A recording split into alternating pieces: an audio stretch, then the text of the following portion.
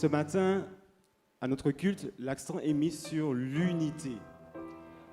Mais pour être unis, on doit mettre de côté nos soucis, toutes les petites chamailleries qui nous divisent.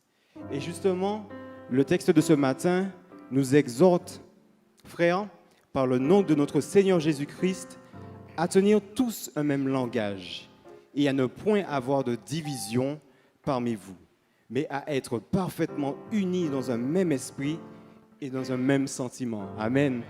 J'aimerais voir la main de ceux qui veulent louer avec nous ce matin. Amen, amen. Nous allons débuter notre moment par un medley, une petite sélection de chants que vous connaissez bien. Unis-nous Dieu, majesté, nous te rendons unis pour Dieu. Amen. Chantons ensemble.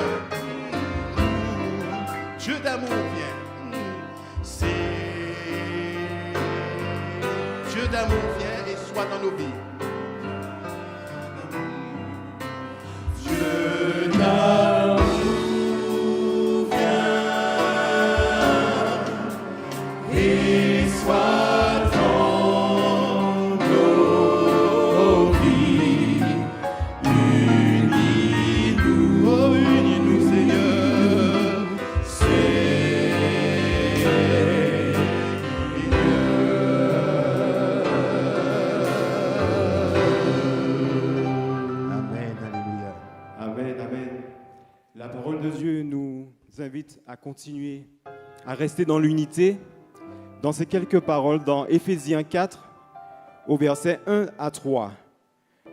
Je vous exhorte donc, moi le prisonnier dans le Seigneur, à marcher d'une manière digne de la vocation qui vous a été adressée, en toute humilité et douceur, avec patience, vous supportant les uns les autres avec charité, vous efforçant de conserver l'unité de l'esprit par le lien de la paix. Amen. Chantons maintenant un avenir meilleur. Nous serons unis en Jésus. Et j'aimerais que vraiment que tous nous puissions chanter avec âme ce chant. Amen. Chantons.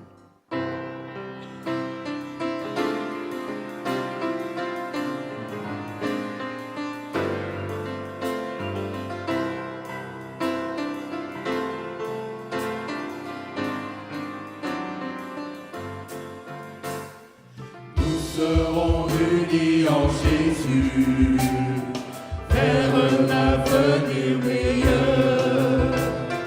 Tous rassemblés, nous voulons partager cet espoir.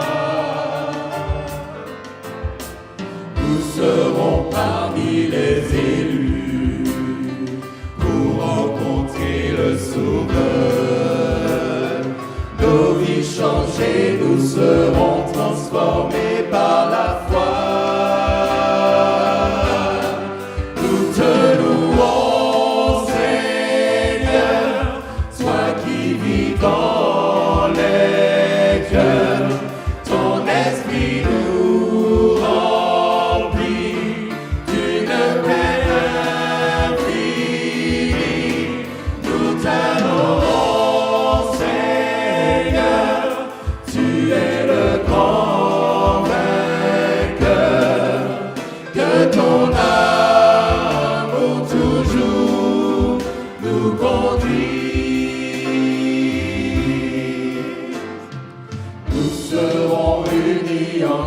Jésus, vers un avenir meilleur. Tous rassemblés, nous voulons partager cet espoir. Nous serons parmi les élus pour rencontrer le Sauveur. Nos vies changées, nous serons transformés par la foi. Nous te louons, Seigneur, toi qui vis dans les cœurs. Ton esprit nous remplit d'une paix infinie. Nous t'adorons, Seigneur, tu es le grand vainqueur. Que ton amour toujours nous conduise. Que ton amour toujours nous conduise. Que ton amour toujours nous conduise.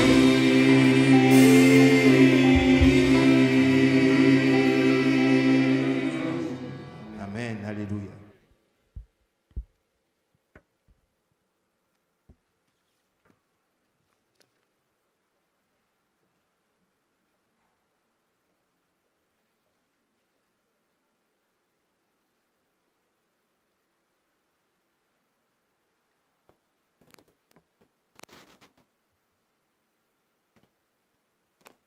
Bonjour à tous, bienvenue dans la maison du Seigneur. Je vois aujourd'hui beaucoup de personnes nous rendre visite et nous leur souhaitons une cordiale bienvenue. Mais permettez-moi de souhaiter la bienvenue à quelqu'un en particulier, à qui son Église, en ce matin, nous a recommandé pour pouvoir nous aider dans notre culte d'adoration. C'est le frère Donald Lupon, le pianiste. Et nous le remercions vraiment d'avoir accepté notre invitation ainsi que son Église. Donc, tu transmettras à ton Église nos sincères salutations et nous sommes heureux de t'avoir avec nous ce matin. Merci beaucoup. Tu as entendu l'appel, hein? Puisque son Église nous a donné l'autorisation, je pense qu'elle le fera aussi gracieusement. Amen. Aujourd'hui, comme vous l'avez entendu par les chants de louange, le thème de notre méditation est basé sur l'unité.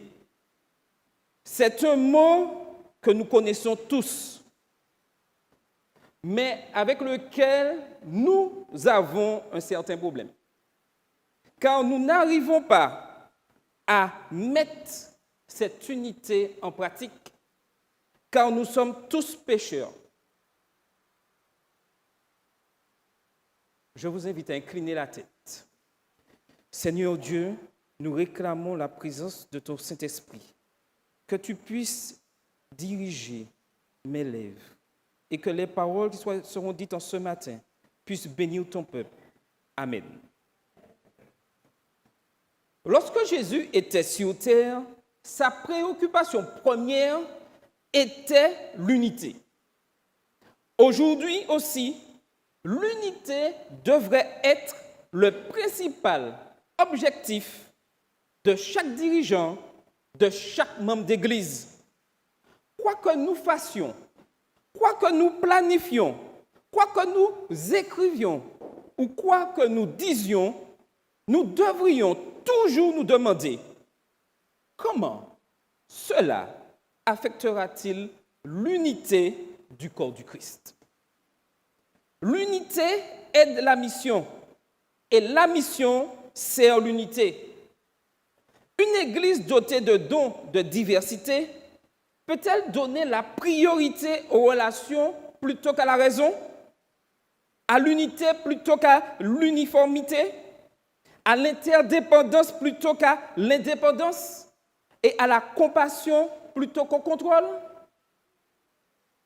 Ellen G. White déclare dans le livre Instruction pour un service chrétien, à la page 86, elle nous dit « L'œuvre de Dieu sur cette terre ne peut jamais être terminée tant que les hommes et les femmes qui composent nos membres d'Église ne se rallient à l'œuvre et unissent leurs efforts à ceux des ministres et des officiers de l'Église. » En d'autres termes, pour que cet évangile du royaume atteigne le monde entier, les membres, les pasteurs, les administrateurs doivent s'unir.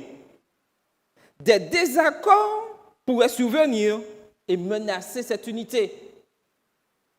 Nous pourrions alors que les désaccords sur la nature de l'unité de l'Église ont ironiquement causé beaucoup de désunion, malheureusement. Ces divergences d'opinion ne doivent cependant pas rompre notre unité. Et nous avons l'exemple des apôtres. Les apôtres auraient leurs épreuves. Ils ont eu leurs griefs. Il y a eu des divergences d'opinion. Mais tant que Christ demeurait dans le cœur, il ne pouvait y avoir de dissension. Alors, on pourrait se demander en ce matin, qu'est-ce que l'unité biblique? Et pourquoi est-elle aussi insaisissable? Dans sa prière d'intercession spéciale du grand sacerdoce, l'unité était vraiment une préoccupation de Jésus-Christ. Et France nous l'a lu dans le livre Jean au chapitre 17, les versets 11 et les versets 20 à 23. Et nous verrons en ce matin 3 points qui deviennent évidents pour chacun d'entre nous. Le premier point, je l'ai intitulé « L'unité est désignée comme une priorité ». Au verset 11 du chapitre 17 de Jean, nous voyons Jésus qui prie. Et il dit, « Je ne suis plus dans le monde, et ils sont dans le monde, et je vais à toi. Père Saint, garde en ton nom ceux que tu m'as donnés, afin qu'ils soient un comme nous. » Amen. Cette unité basée sur l'exemple, mais pas sur le contrôle. L'unité était pour Jésus l'objectif central. Il a non seulement prié pour l'unité, mais il a aussi démontré cette unité. Le fait qu'il revienne plusieurs fois sur le sujet de l'unité dans cette prière en dit long. Jésus pense non seulement aux disciples au moment de cette prière, mais aussi aux générations futures.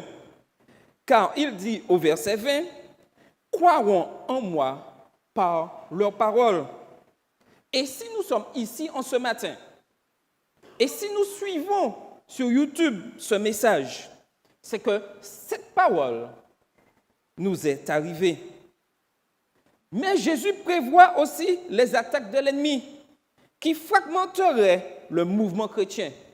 Et il demande au verset 15 au Père de les préserver du mal.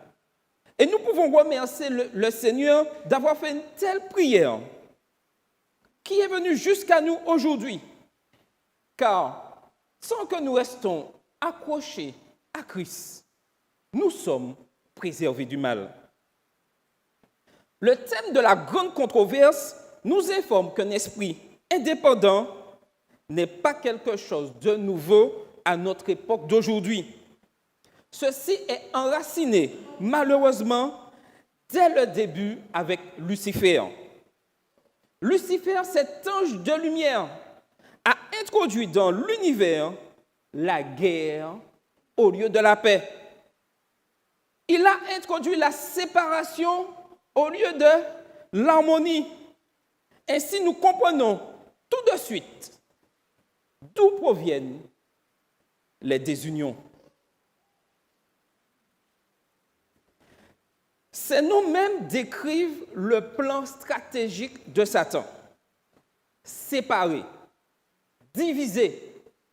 Dans l'Ancien Testament, il est appelé Satan exactement, ce qui signifie adversaire, ce qui signifie aussi ennemi. Il s'agit d'un nom formé à partir d'un verbe signifiant tout simplement obstruer, s'opposer. Le malin est un opposant. Il est toujours dans l'opposition. Mais par-dessus tout, c'est un accusateur. Dans le Nouveau Testament, il est nommé le diable, qui vient d'un verbe grec qui signifie jeter en morceaux, jeter par-dessus, jeter à travers. Et nous pouvons ajouter, comme d'autres mots, calomnie. La fragmentation, l'opposition et la séparation ont été et resteront toujours les principales armes de l'ennemi. Satan s'est séparé de Dieu et est devenu le père de toute séparation et de toute division. Depuis le jardin d'Éden, il a réussi son coup.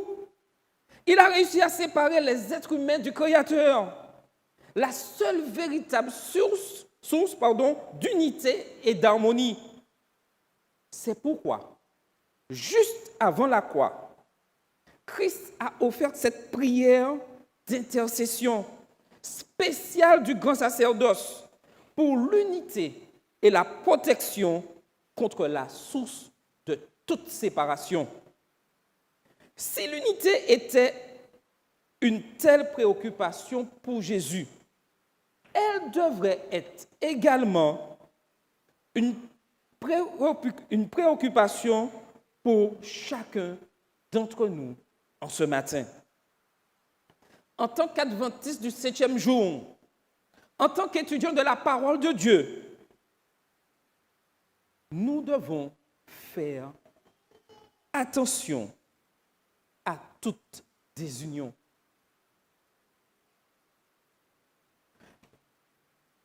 Si l'unité était une telle préoccupation pour Jésus, encore plus pour nous aujourd'hui, cette unité doit être révélée, demandée.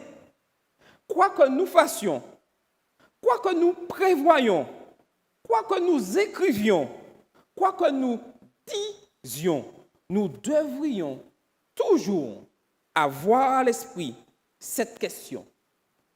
Comment cela affectera-t-il l'unité du corps du Christ?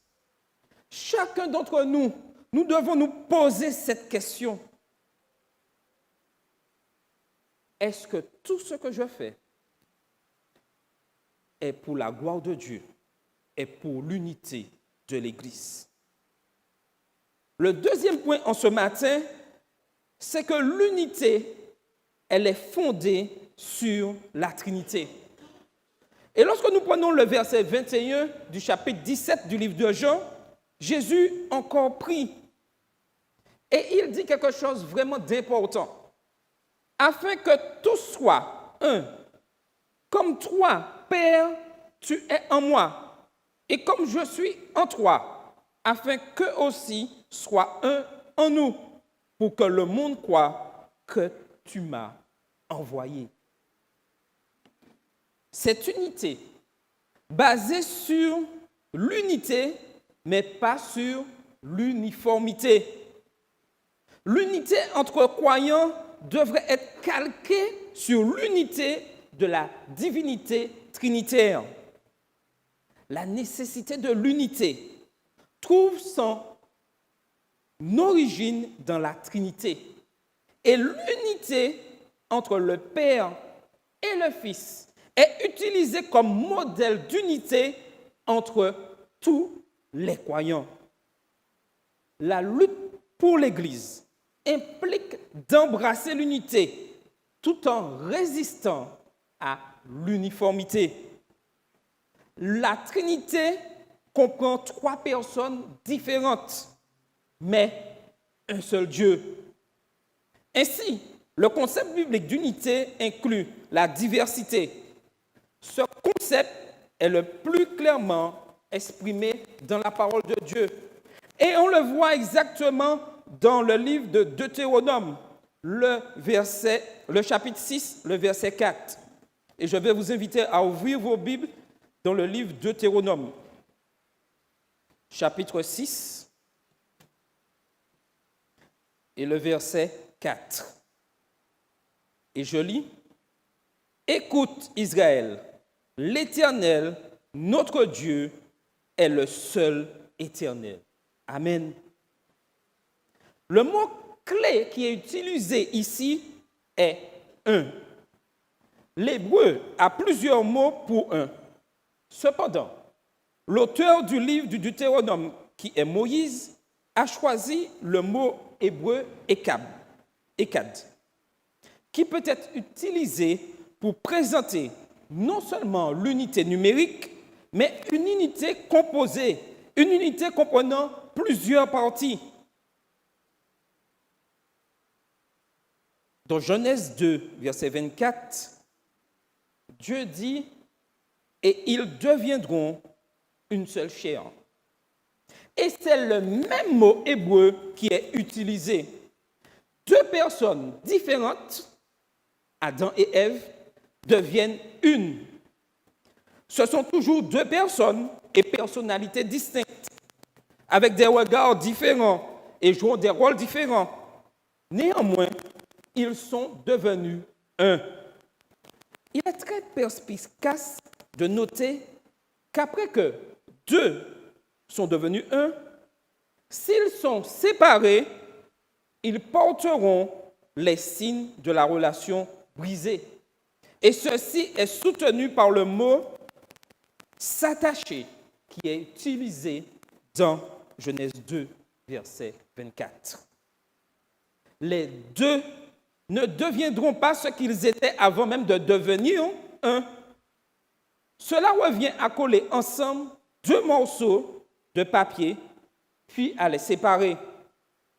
Les effets destructeurs de la fragmentation de ceux qui étaient auparavant unis sont aujourd'hui visibles par tous, malheureusement. Mais nous avons un Dieu qui nous aime et qui cherche par tous les moyens à pouvoir nous réunir ensemble, toujours dans l'unité. Et l'apôtre Paul lui-même utilise ce mot à plusieurs reprises, montrant l'intérêt entre la Trinité et l'unité. Et nous le voyons dans 1 Corinthiens, le chapitre 12. Le verset 4 dit « le même esprit ». Le verset 5, le même Seigneur. Verset 6, le même Dieu. En même temps, le passage met en lumière la place des différences. Il parle d'une variété de dons spirituels. Nous avons tous un don. N'est-ce pas? Oui ou non? Vous êtes sûr? Êtes-vous sûr?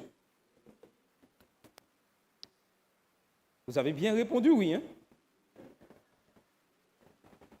Je prends note. Donc, je disais que nous avons tous un don. Des dons différents, n'est-ce pas?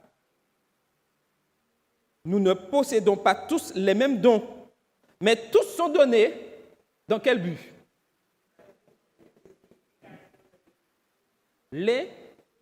L'édification de l'Église, tout à fait. Ces dons sont donnés pour un bien commun. Et l'apôtre Paul le dit très bien dans 1 Corinthiens 12, verset 7, afin que tout le corps puisse fonctionner efficacement. L'image du corps de Paul souligne la nécessité de la diversité. Cette diversité ne détruit pas l'harmonie, mais en est en réalité le fondement même. L'unité trouvée dans la Trinité, éclaire également son homologue opposé, l'uniformité. Ce ne sont pas les mêmes mots, nous sommes sûrs. Vous êtes convaincus? L'uniformité peut être définie comme être uniforme, avoir toujours la même forme, la même manière, etc. Et peuvent être fabriquées par la répression et la dictature. Lorsqu'on nous parle d'uniformité, nous voyons tout de suite ces mots apparaître, répression, dictature. Mais ce n'est pas de ce que l'apôtre Paul parle. La belle illustration de Paul sur l'unité se trouve dans les versets suivants du chapitre 12 de 1 Corinthiens, les versets 12 à 30, où il nous montre très clairement qu'il ne s'agit pas d'uniformité. Et cela implique pas non plus l'uniformité. L'unité ne signifie pas que tous les chrétiens agiront de manière identique, mais elle peut être définie au mieux comme une condition d'harmonie. On peut jouer des notes de musique différentes, mais ces notes doivent être en harmonie. N'est-ce pas, Donald? Nous sommes d'accord. Sinon, ce n'est plus de la musique. Et je suis sûr, en ce matin, si Donald avait décidé de jouer des notes comme il lui semblait bon, sans respect, je dirais, de l'harmonie, est-ce que nous aurions chanté ces si beaux chants dans l'unité en ce matin? Je pense que non.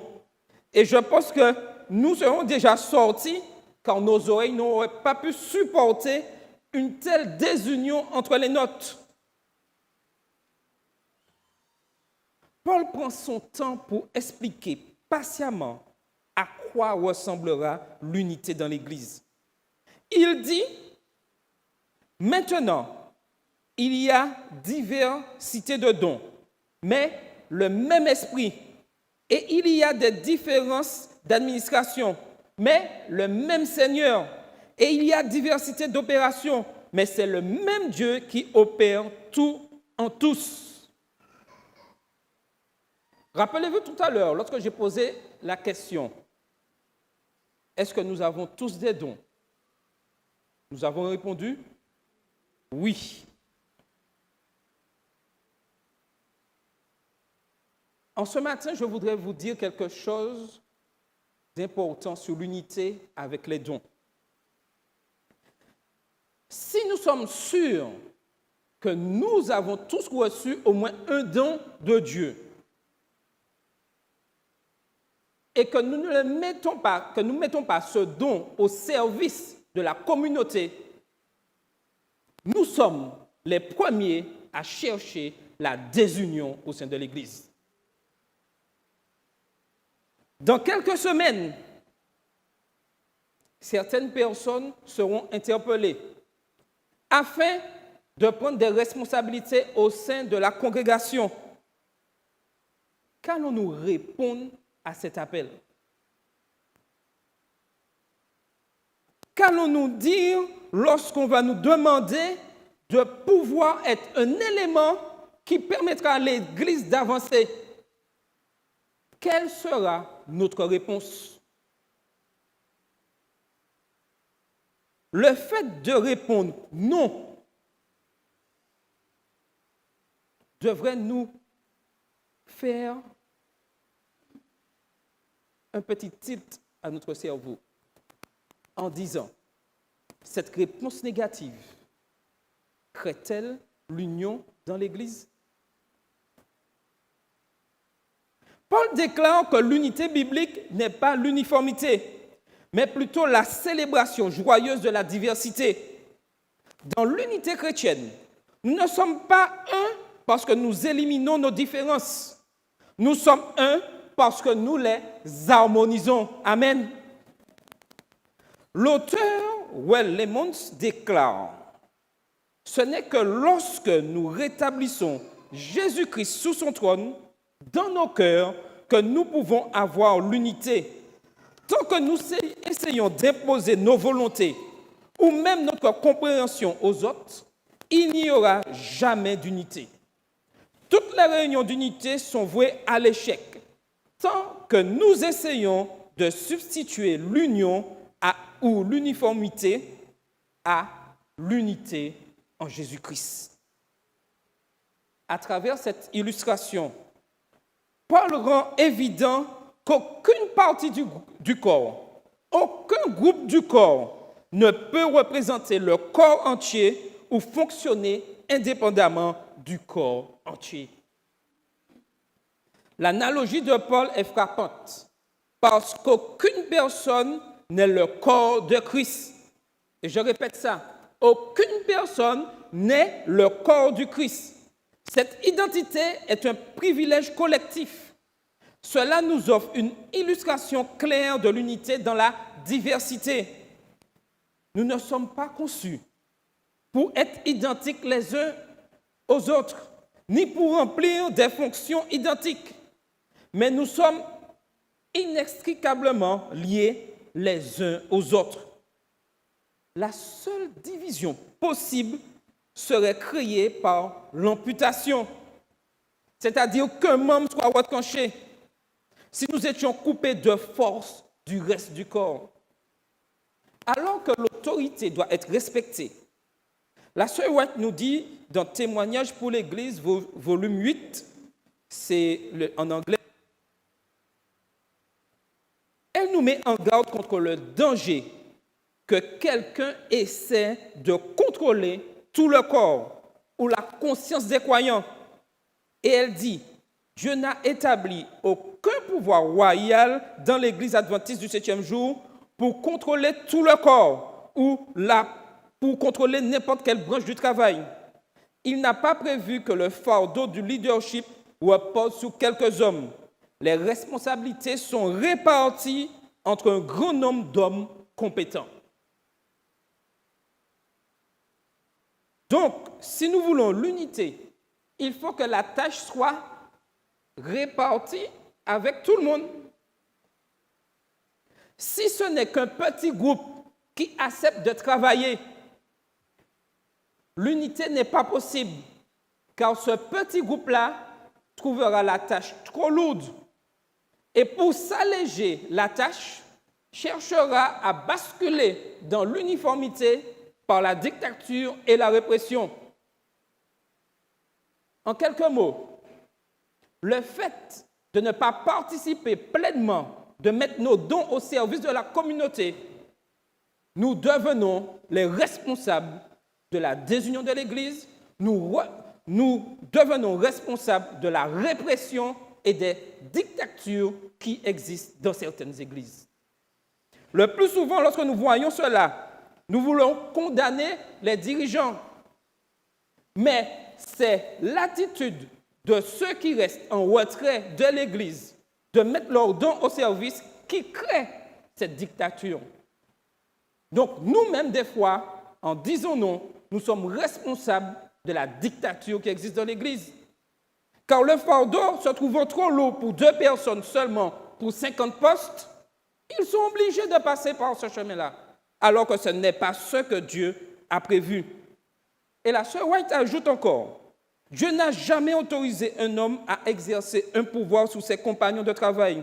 Et ceux qui ont permis à un esprit dictatorial d'entrer dans leur travail officiel doivent faire l'expérience de la puissance de conversion de Dieu sur leur cœur. C'est pourquoi l'Église adventiste du 7e jour ne maintient pas un système présidentiel de gouvernance de l'Église comparable à la gouvernance trouvée dans les structures d'entreprise. Au contraire, les questions qui affectent toute l'Église sont décidées dans des comités où tout le corps est représenté et tous les dirigeants leur rendent compte.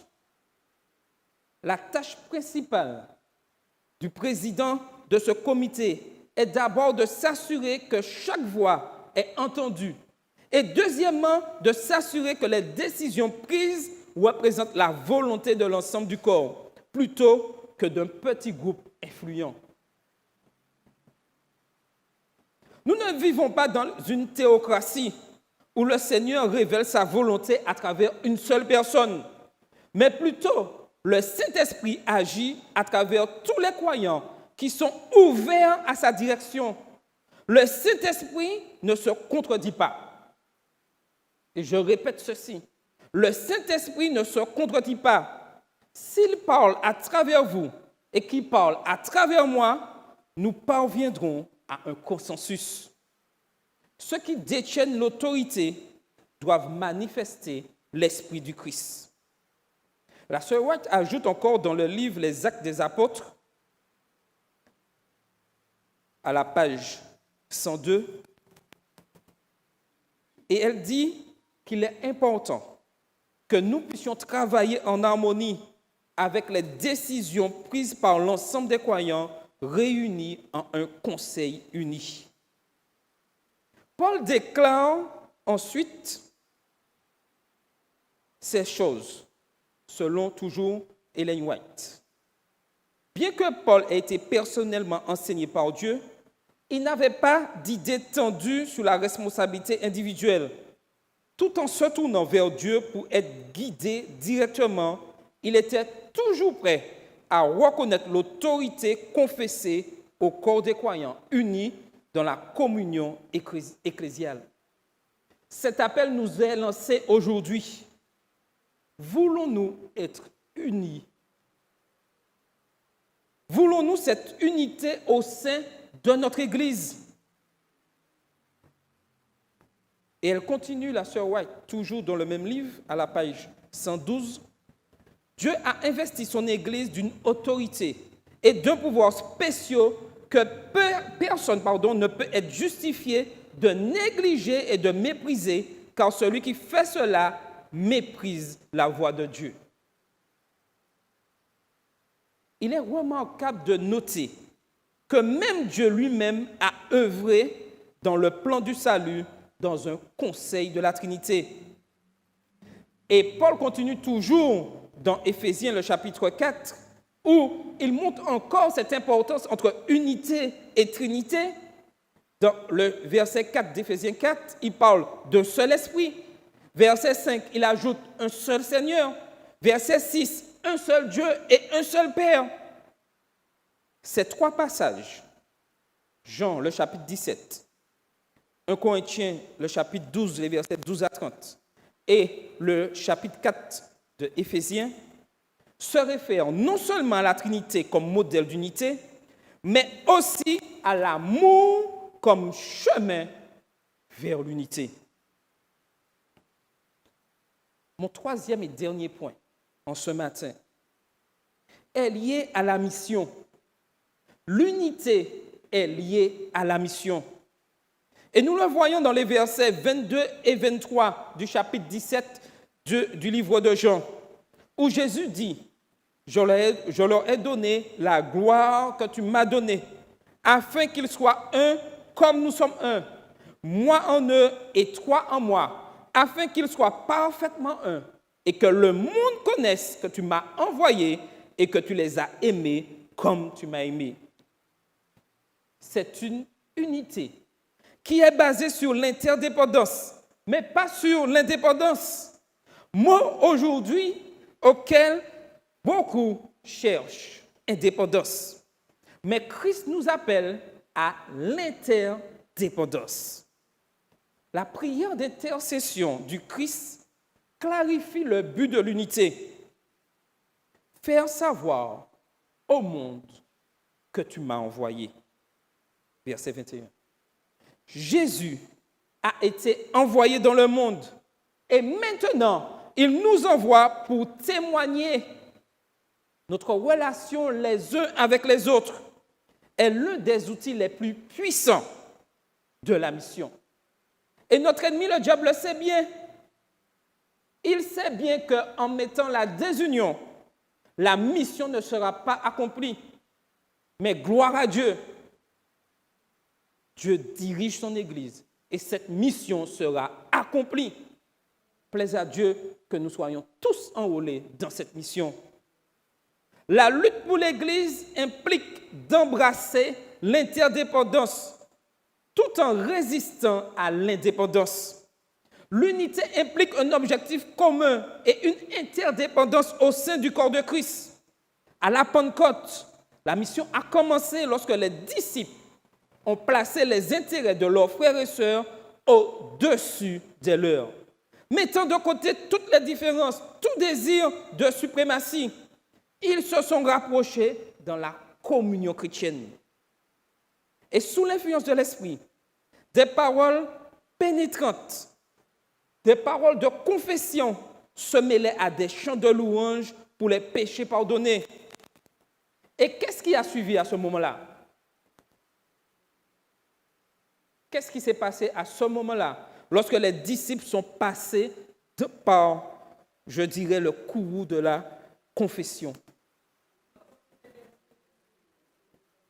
Vous êtes sûr? Je n'ai pas l'impression que vous êtes convaincus de ça. Qu'est-ce qui est arrivé? Le Saint-Esprit est descendu. Est-ce que nous croyons vraiment que si nous sommes unis, que le Saint-Esprit sera au milieu de nous? En tout cas, je peux vous dire en ce matin, que vous le croyez ou pas, sachant que l'Église, c'est l'Église de Dieu, le Saint-Esprit est là. Maintenant, nous avons un choix à faire.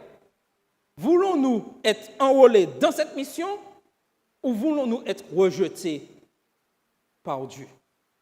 Il n'y a pas de voie intermédiaire. Nous avons un choix à faire. Nous ne devons jamais oublier que l'indépendance, la désunion, la fragmentation et la séparation sont les armes principales et les plus efficaces de l'ennemi. Si l'histoire peut nous apprendre quelque chose, c'est une leçon que nous devons saisir. Oui, ayant connu la calomnie et bien d'autres choses encore, je peux vous dire qu'en ce matin, la pire chose qui puisse arriver à notre Église est de connaître une division ou une scission. Quoi qu'il arrive, quoi que vous ayez connu de dur, de pénible, ne laissez jamais l'esprit de la désunion vous envahir. Car si vous êtes aujourd'hui dans l'Église, ce n'est pas pour les pasteurs, ce n'est pas pour les anciens, ce n'est pas pour les membres d'Église. C'est parce qu'un jour, vous avez accepté de suivre Jésus-Christ. Amen. Et Jésus-Christ ne se trompe jamais. Nous ne devons laisser aucune parole nous changer notre direction, qui est le salut. Quoi que l'on dise de vous, quoi que l'on pense de vous, gardez les yeux fixés sur Jésus.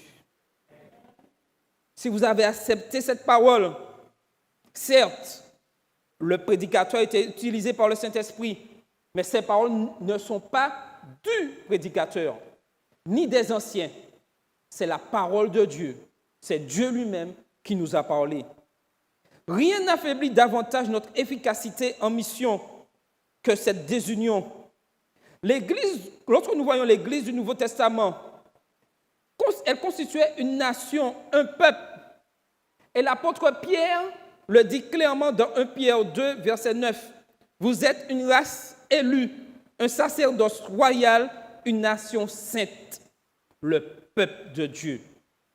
Si notre vie ensemble, en tant qu'Église, ne démontre pas cette unité, la mission est rendue nulle et non avenue. Et au verset 26 de Jean 17, Jésus conclut sa prière d'intercession en se référant à l'amour. Paul, lui aussi, termine sa discussion sur l'unité dans le chapitre 13 dans 1 Corinthiens, que nous connaissons très bien, un chapitre sur l'amour. Ensuite, Paul fait aussi référence à l'amour au début et au milieu d'Éphésiens 4 et termine même le chapitre en mettant l'accent sur l'amour, encore l'amour. Et il dit dans Éphésiens 4, le verset 32, « Soyez bons les uns envers les autres, compatissants. » Et en ce matin, Mon souhait, c'est que chacun d'entre nous, nous soyons bons les uns envers les autres et compatissants. Et je peux vous dire que si nous mettons ce verset 32 dans notre logiciel de pensée, nous verrons des choses extraordinaires se dérouler dans l'Église. L'unité biblique intègre une diversité de dons, de talents, de ministères et de fonctions. Cependant, la Bible n'encourage jamais la doctrine de la diversité. Basée sur les 10 commandements, nos doctrines sont énoncées dans l'amour de Dieu et l'amour de l'humanité. En cela, nous devons être les mêmes. Et Paul nous dit dans Philippiens 2, verset 2, « Rendez ma joie complète en étant de même esprit, entretenant le même amour, unis en esprit, résolus à un seul but. » Ainsi, il devient très clair que les relations jouent un rôle clé dans le processus menant à l'unité. Quelqu'un a dit un jour quelque chose de très juste. Ce n'est pas l'amour du pouvoir, mais le pouvoir de l'amour qui doit cimenter l'Église chrétienne. L'amour pour Dieu, sa parole et les uns pour les autres est le meilleur et le seul ciment pour l'unité de l'Église. C'est l'amour qui rend la mission non seulement possible, mais efficace. Nous avons le message que le monde doit entendre. Cependant, aucun de nous ne peut réussir à le proclamer par lui-même. Nous avons besoin les uns des autres. Nous avons besoin de l'Église dans son ensemble. Par conséquent, nous avons besoin d'unité. Nous avons besoin d'être lavés dans le sang précieux de Jésus-Christ. Amen.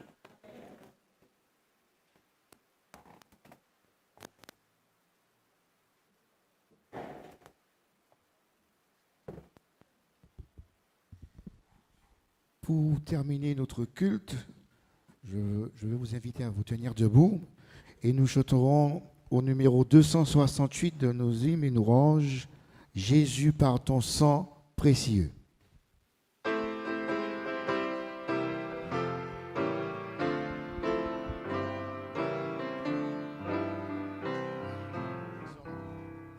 Jésus par ton sang précieux, enlève mon iniquité. Regarde-moi du haut des cieux, dis-moi que tu m'as pardonné.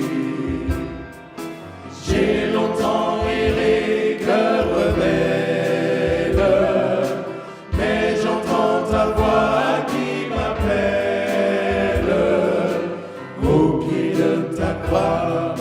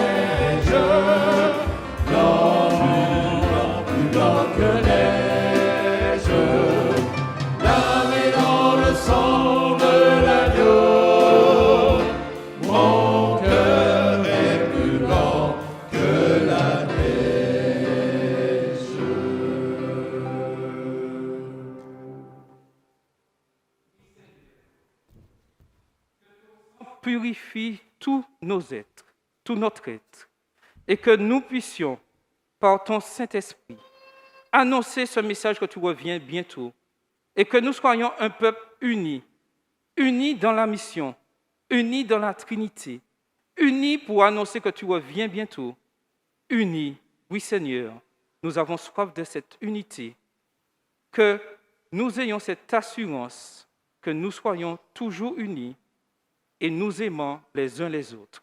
Amen.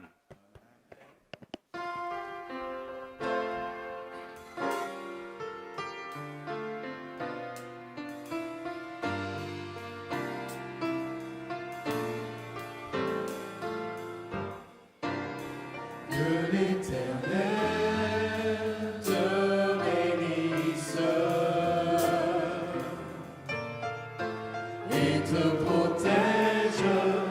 Que l'Éternel te regarde avec bonté et qu'il te fasse grâce. Et qu'il te fasse grâce, que l'Éternel veille sur toi et t'accorde la paix. Que l'Éternel te bénisse et te protège, que l'Éternel te regarde avec bonté et qu'il te fasse grâce et qu'il te fasse grâce, que l'Éternel veille sur toi et t'accorde la paix. Et qu'il te fasse grâce et qu'il te fasse grâce, que l'Éternel veille sur toi et t'accorde